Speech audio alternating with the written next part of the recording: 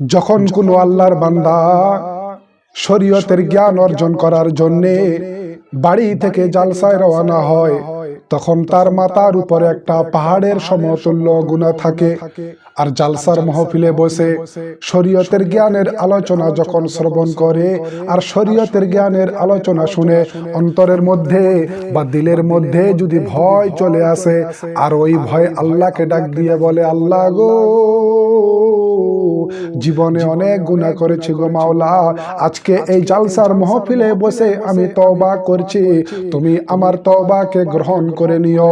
আর ওই আল্লাহর বান্দা ওই জালসার মাহফিলে বসে যদি সঙ্গে সঙ্গে তওবা করে নেয়, আল্লাহ তাআলা তার পাহাড়ের সমতুল্য গুনাহ খাতাকে পলকের মধ্যে মাফ করে দেয়।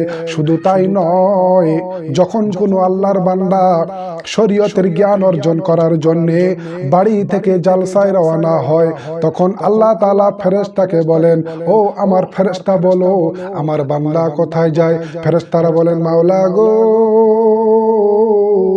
তোমার বান্দা আজকে শরীয়তের জ্ঞান অর্জন করার জন্য তারা আজকে বাড়ি থেকে জালসায় রওনা হয়েছে।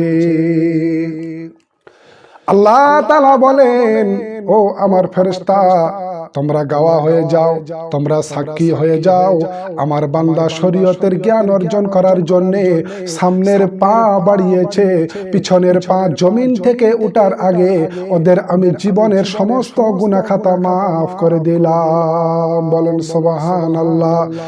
আল্লাহ, ও গো আল্লাহ, ক্ষমা করে দাও, মাফ করে দাও। আল্লাহ, ও গো আল্লাহ, ক্ষমা করে দাও, মাফ করে দাও। যতদিনে জীবন বিনা বাঁচিবে,